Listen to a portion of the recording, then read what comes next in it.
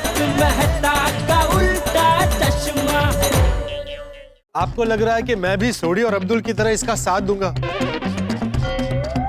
एक काम करते हैं, आप मेरे साथ चलिए, आपकी आंखों के सामने इस भंगार को भंगार की दुकान पर बेच कर आते हैं।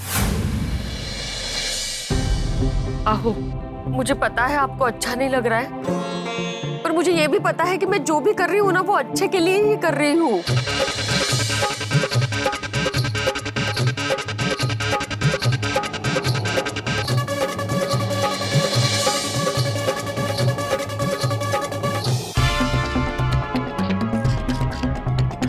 आ जाएगी, अभी आ जाएगी भंगार वाले की दुकान। लेकिन हम लोग इतना दूर क्यों जा रहे हैं भंगार वाले के पास? अरे माधवी भाभी, हमारे एरिया के तो सारे भंगार वालों को भीड़े जानता है ना। ये दुकान तो इतनी दूर है कि भीड़े को दूर दूर तक पता नहीं चलेगा कि हमने उसका भंगार इस दुकान में बेचा है। हाँ, अच्छा है। लेकिन ये भंगार वाला आपके पहचान का तो नहीं है ना? अरे नहीं माधवी भाभी, आते जाते ऑफिस से देखा है बस।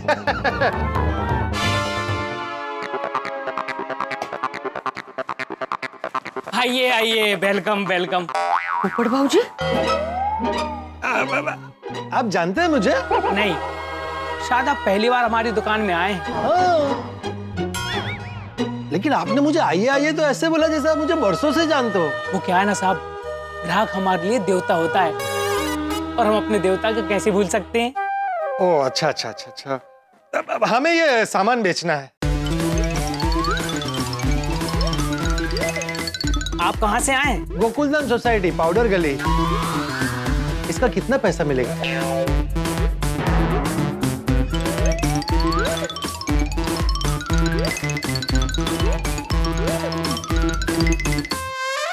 वैसे भंगार नहीं फेंकने वाली चीज है, लेकिन आप मेरी दुकान में पहली बार आए हैं ना, इसलिए मैं आपको इसके बहुत अच्छे पैसे दूंगा। अच्छा। हाँ, आप मेरी दुकान से खुश होकर जाएंगे, आप गोकुलधाम सोसाइटी में जाएंगे, फिर मेरी स्टोर के बारे में बताएंगे, मुन्ना भंगार स्टोर। फिर मेरी स्टोर की माउथ पब्लिसिटी होगी और आपके यहाँ से मेरे पास बहुत सारे कस्टमर आएंगे, है ना सर? हाँ जरूर। अभी इसका बताइए, इसका कितना देंगे आप? साहब, मार्केट में आपको 50 रुपए से ज्यादा इसका कोई नहीं देगा, लेकिन मैं इसका पूरा 75 रुपया दूंगा। 50% ज्यादा। सिर्फ 75? सिर्फ 75 नहीं, पूरा 75 रुपया। अरे हमारा रिक्शा भाड़ा ही 100 रुपया हो रहा है यहाँ पर आने जाने का। चलो 150 देता हूँ इस छाते के साथ। भाई क्या बोल रहा है? ये छाता मेरी जान है, इसका 10,000 भी देगा ना तो भी नहीं दूंगा। तो अब छाते को छोड़ो ना, अब ये बताओ ना कि आप इसका कितना दोगे? सही दाम लगाओ, वरना हम दूसरी दुकान पर जाते हैं। साहब, 75 से ज्यादा तो नहीं दे पाऊंगा। ठीक है, फिर चलिए माधवी अभी। मी काय म्हणते पोपट भाऊजी, अभी भंगारी तो है, 75 तो 75 ले लेते हैं ना। अभी दूसरी जगह जाएंगे, वहाँ रिक्शे का भाड़ा लगेगा, मतलब 200 रुपए रिक्शे का और 50 रुपए सामान का। कशाला देऊन टाक। रिक्शा भाड़ा 100 रुपया तो निकलना चाहिए ना। आप रुकिए, मैं बात करता हूँ, हो जाएगा। भाई साहब। जी साहब। चलिए, अभी आपका नहीं हमारा नहीं, इसका 100 रुपया दे दो बस। चलो खत्म करो। साहब, वो देखिए।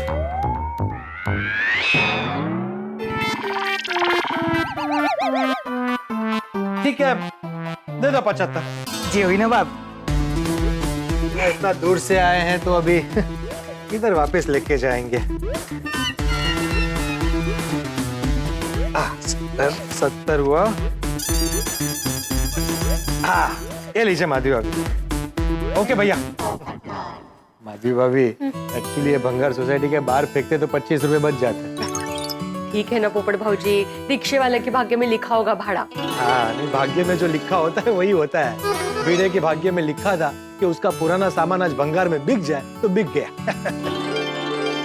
मी काय म्हणते पोपट भाऊजी, इनको पता नहीं चलना चाहिए कि हमने ये सामान यहाँ बेचा है। क्या है, इनको पता चल गया ना तो ये वापस लेने के लिए आ जाएंगे यहाँ। आप बिल्कुल चिंता मत कीजिए माधवी भाभी, ये राज ही रहेगा। आपके और मेरे सिवाय किसी को पता नहीं चलेगा कि ये भंगार हमने यहाँ बेचा है। एक मिनट। हाँ भाई साहब। जी साहब। देखिए, वैसे तो ऐसा होगा नहीं, ऐसा होने का ऐसा कोई चांस ही नहीं है। लेकिन फिर भी मैं आपको ऐसा बोल देता हूं कि अगर ये भंगार का सामान लेने के लिए कोई यहाँ पर आता है तो आप उसे ये सामान मत देना, चाहे कुछ भी हो जाए। ओके माधवी भाभी, अब एकदम रिलैक्स हो जाइए। जीवन में भिड़े ये सामान कभी वापस नहीं देख पाएगा। थैंक यू पोपट भाजी। और सॉरी भी, क्या है इन सब बातों की वजह से ये आपसे नाराज हो गए। अरे आप मेरी चिंता बिल्कुल मत कीजिए। ज्यादा से ज्यादा क्या होगा, 2 दिन के लिए भिड़े नाराज रहेगा, बाद में नॉर्मल हो जाएगा। और अगर वो रूठा रहा तो मुझे पता है उसे कैसे मनाना है। चलिए अब मैं ऑफिस के लिए निकलता हूँ, आप भी घर जाइए। हाँ। मैं रिक्शा के पैसे आपको दे देता हूँ। नहीं पोपट भाजी, ये है ना मेरे पास।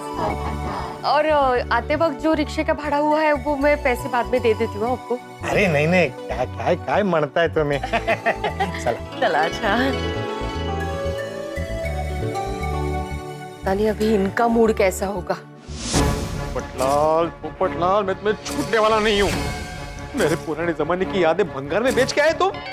नहीं, जहां भी तुमने सामान बेचा है ना, वहां से वो सामान तुम्हें वापस लाना ही होगा।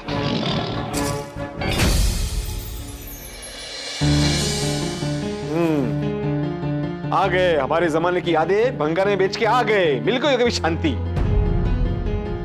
देखिए आहो, मुझे आपकी भावनाओं की कदर है, आपके पुरानी चीजों की भी कदर है, लेकिन जो भंगार है, जो पुरानी चीजें हैं, उसकी कदर मैं क्यों करूं?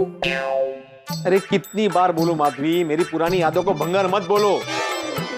वो विभावरी को देखो जरा। कौन विभावरी? प्रशांत नायक की पत्नी विभावरी। वो कितने अच्छे से पुरानी चीजों को संभाल के रखती है। और उनकी उसी आदत की वजह से प्रशांत भाई कितने दुखी है, ये पूछा आपने कभी उनको? अगर प्रशांत दुखी है तो वो सबसे बड़ा बेवकूफ है। अरे उसे तो खुश होना चाहिए विभावरी जैसी पत्नी पाकर। ओह, तो मुझ जैसी पत्नी पाकर आप दुखी है? अभी ये सब बातें छोड़ो और मेरी कीमती सामान की बातें करो जो तुम बेच के आई हो। डोमले से कीमती 75 रुपए मिले हैं सिर्फ, पूरे 100 भी नहीं मिले हैं। ओके, रिक्शे का भाड़ा भी वसूल नहीं हुआ है। आप ना अभी पुरानी चीजों को भूल जाइए, वो इतिहास बन चुका है। माधवी, तुम्हारे भले इतिहास हो, लेकिन मेरे दिल में हमेशा मेरे पुराने सामान की याद रहेगी। ठीक है, आप अपनी यादों के साथ रहिए, मुझे घर में बहुत काम है। और आपके मन से ये भावनाओं की नदी बह जाए ना तो मुझे बुलाइए। नहीं बुलाऊंगा। अच्छा, चाय पीनी है आपको? क्यों? अगले 7 दिन तक आपकी चाय बंद, ऐसा तुमने ही कहा था ना? कहा था?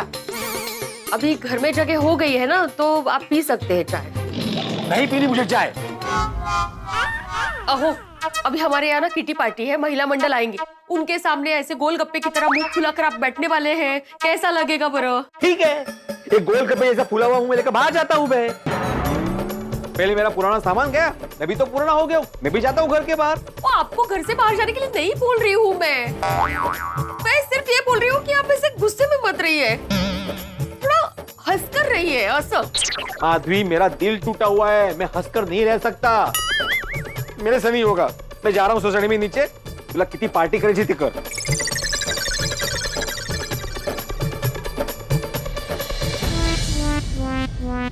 कभी ना बच्चों जैसी जिद करते हैं।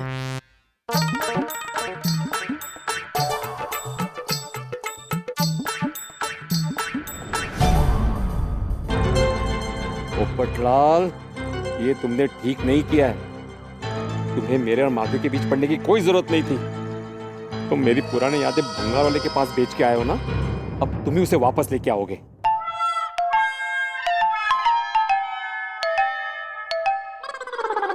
भिड़े अंकल, आपका मुंह ऐसे गोलगप्पे की तरह फूला हुआ क्यों है? आप इतना टेंशन में क्यों है? इतना टेंशन में तो मैं अपनी फाइनल एग्जाम में भी नहीं था। क्या हुआ? कुछ नहीं।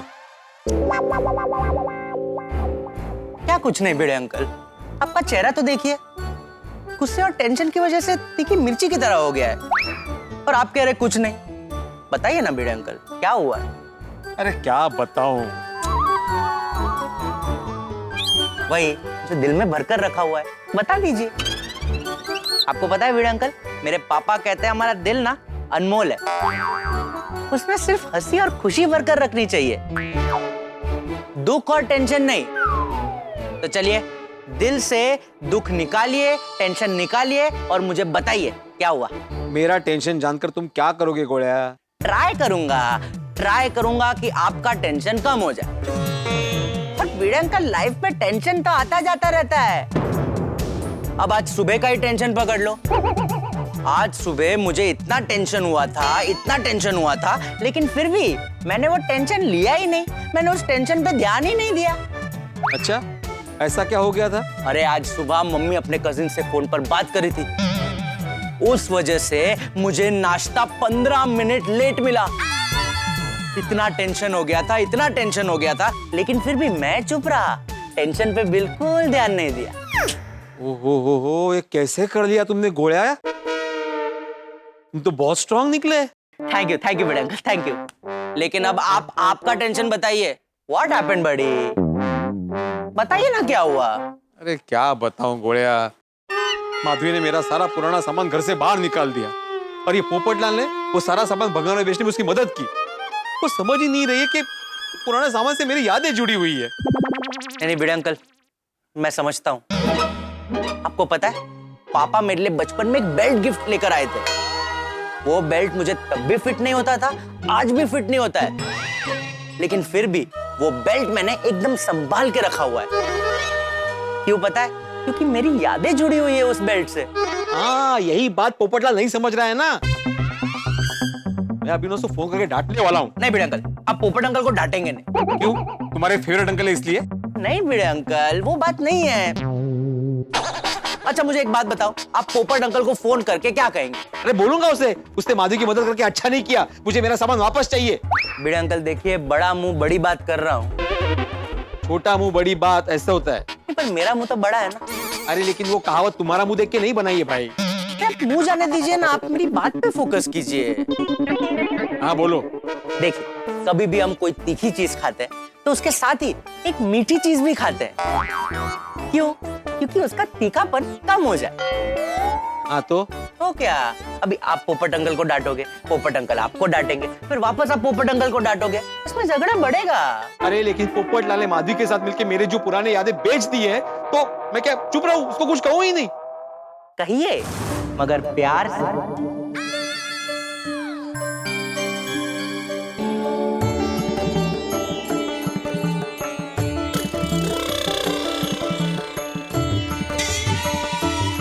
डांटने से, गुस्सा करने से कभी समस्या का हल नहीं मिलता। समस्या का हल तो प्यार से, मीठे शब्दों से होता है। आप मीठी बातों से पोपट अंकल को समझाइए, उसमें आप ही का फायदा है। मेरा कैसे फायदा होगा गोली जी? आप आपके मीठे शब्दों से पोपट अंकल को उनकी गलती का एहसास कराइए, आपके दर्द का एहसास कराइए। आपके मीठे शब्द पोपट अंकल के कर्ण तक पहुंचेंगे, फिर वो आपके बात को सुनेंगे, समझेंगे और फिर उन्हें पता चलेगा उन्होंने कितनी बड़ी गलती कर दी। और हो सकता है आपकी बात को सुनकर, समझकर, अपनी गलती को मानकर भंगार वाले से आपका कीमती सामान वापस ले आए।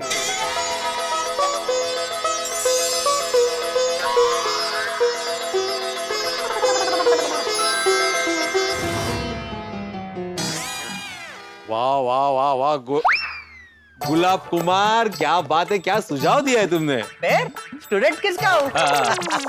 हाँ, मेरे ही हो। Thank you.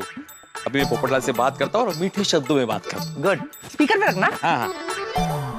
भिड़े, इसने पक्का मुझे सुनाने के लिए फोन किया होगा। देख भिड़ा, अगर तूने मुझे सुनाने के लिए, डांटने के लिए या लड़ाई करने के लिए फोन किया है तो मेरे पास बिल्कुल टाइम नहीं है। पोपटलाल, मैंने लड़ाई करने के लिए फोन नहीं किया है भाई, मुझे लड़ाई करनी ही नहीं है। तो क्यों फोन किया है?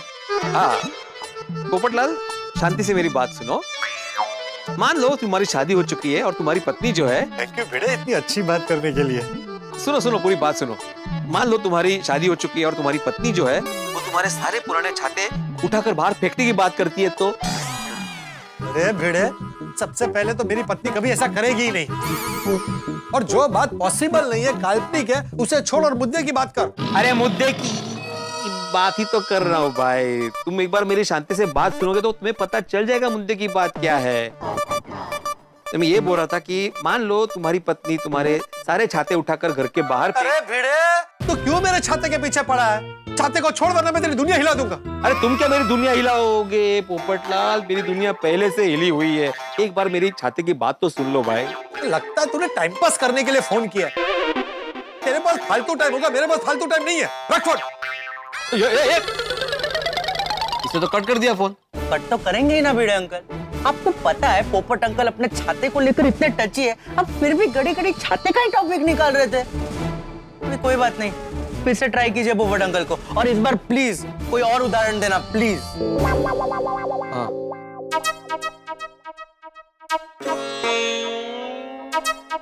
अरे वीडियो कॉल थोड़ी है। भिड़े भिड़े बोलो। हाँ देखो पोपटलाल, छाते की बात कैंसिल। हाँ, लेकिन प्लीज फोन कट मत करना, शांति से मेरी बात सुनो। समझ गया मैं। एक्चुअली तूने मुझे सुनाने के लिए फोन किया है। आज मैंने माधवी भाभी को सपोर्ट किया, इसलिए तेरे मन में इच्छा हो रही है कि तू मेरी दुनिया हिला दे, इसीलिए फोन किया है ना? नहीं नहीं पोपटलाल, ऐसी कोई इच्छा नहीं है मेरी, और ना ही मेरे मन में तुम्हारे लिए कोई गुस्सा है। सोसाइटी में तो इतना बरस रहा था, पर अभी बिल्कुल गुस्सा नहीं है। हाँ, क्योंकि एक बहुत ही ज्ञानी इंसान ने मुझे ज्ञान दिया है कि जब हालात मिर्ची जैसे तीखे हो ना, तो मिठाई जैसी मीठी बातें करनी चाहिए। इससे क्या है, हालात सुधर जाते हैं। ओह, कौन है ये ज्ञानी इंसान जिसने तुझे ज्ञान दिया? मुझे भी मिलवा। हाँ मिलवाऊंगा, जल्दी मिलवाऊंगा। अभी फिलहाल मेरी बात सुनो। ठीक है, बता, प्यार से जो बताना है बता।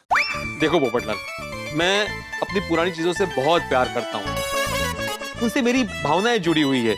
माधवी ये बात समझ ही नहीं रही है। चलो खैर, माधवी के साथ मेरा अलग हिसाब है, लेकिन तुमने भी मेरी भावना नहीं समझी दोस्त। यकीन मानो पोपटलाल, जब लड़की तुम्हें रिजेक्ट करती है तो तुम्हें जितना दुख होता है ना, उससे कई ज्यादा दुख मुझे हुआ है जब मेरी ये सारी चीजें मुझसे जुदा हो गई। लेकिन अफसोस, तुम्हें मेरे दुख की कोई परवाह ही नहीं है। मेरी कदर है भिड़े, लेकिन गोकुलधाम सोसाइटी में मेरे लिए सबसे पहले टप्पू सेना और मेरी बहनें। टप्पू सेना और मेरी बहनों को मदद करने की बात आती है ना, तो मैं ना आओ देखता हूँ ना ताव, उनको मदद करने के लिए तैयार है। हाँ तो पोपटलाल, मैं भी तो तुम्हारा दोस्त हूँ ना, तो मेरे प्रति तुम्हारा कोई फर्ज नहीं बनता? अरे हम लोग रोज शाम को मिलते हैं, साथ में सोडा पीते हैं, सुख दुख की बातें करते हैं, त्योहार साथ में मनाते हैं, घूमने साथ में जाते हैं। भले हमारे बीच लड़ाई झगड़ा होता है, लेकिन वो सब भूलकर एक दूसरे का काम भी तो आते हैं ना। और आज तुम मेरे काम ही नहीं आए, उल्टा मेरा काम बिगाड़ दिया। माधवी का साथ दिया तुमने। क्योंकि माधवी भाभी की मदद करना मैंने अपना पहला फर्ज समझा। अरे तो दोस्ती के प्रति भी तुम्हारा कोई फर्ज है कि नहीं? वो कौन निभाएगा? अरे भाई, पहले तू अपनी पत्नी के प्रति ईमानदारी से अपना फर्ज निभा, उनकी भावनाओं को समझ, अपना व्यवहार सुधार। तुम्हें फालतू में वो भंगार का सामान अपने घर में जमा करके रखोगे और माधवी भाभी को परेशान करोगे, ये तो गलत है ना? अरे पोपटलाल, 1000 बार मैंने बोला उसको भंगार मत बोलो, मेरी पुरानी याद है वो। अरे खड्डा के लिए स्माइल, और मैं मेरे घर में जितना चाहे पुराना सामान रखूं, तुम्हें उससे क्या? अरे जिस आदमी को समझना ही नहीं है कि वो गलत है, उसे दुनिया में कोई नहीं समझा सकता। आप मत समझा मुझे, लेकिन मेरा सामान भंगार में जो बेचा है ना तुमने, मुझे वापस चाहिए। भूल जाओ उस सामान को, सपने में भी वापस नहीं आएगा। माधवी भाभी की इच्छा के विरुद्ध मैं कुछ नहीं करूंगा। पोपटलाल प्लीज। तू मीठा बोल या तीखा बोल, अगर माधवी भाभी की इच्छा नहीं है तो वो सामान कभी तेरे पास वापस नहीं आएगा। पोपटलाल, देखा तुमने, अच्छे से बात की थी ना, लेकिन नहीं समझाऊ। कोई बात नहीं भिड़े अंकल, हर समस्या का समाधान होता है। जब एक रास्ता बंद हो जाए तब दूसरा रास्ता ढूंढना पड़ता है, और आपका दूसरा रास्ता है मेहता अंकल। मेहता अंकल? हाँ, मेहता अंकल समझदार है। उनको अगर आप समझाओगे तो आपकी भावना वो समझेंगे, और पोपट अंकल को भी समझाएंगे तो हो सकता है पोपट अंकल समझ जाए और आपका भंगार खजाना वापस मिल जाए। अरे हाँ, ये अच्छा आइडिया है। वाह वाह गोया, आज क्या हो क्या गया तुम्हें? कितनी समझदारी की बातें कर रहे हो तुम। दर्शकों, अगर कोई विद्यार्थी परीक्षा में फेल हो जाए तो उसे कितना दुख होगा। अगर किसी के घर पे चोरी हो जाए तो उसको कितना बुरा लगेगा। अगर किसी की प्रेमिका उसे छोड़ के चली जाए और किसी दूसरे से शादी कर ले तो उसका क्या हाल होगा। ठीक वैसा ही हाल हमारे भिड़े का है और इस वक्त भिड़े पोपटलाल पर बहुत गुस्सा है। लेकिन गोली ने जो भिड़े को शांत करने के लिए रॉकेट छोड़ा ना, कहीं वो मेरे सर पर आके ना गिर जाए, क्योंकि सबकी दुनिया हिला देने वाले पोपटलाल ने भिड़े की दुनिया हिला दी है। और पोपटलाल को तो आप सब जानते ही हैं, कितना आइडियल है।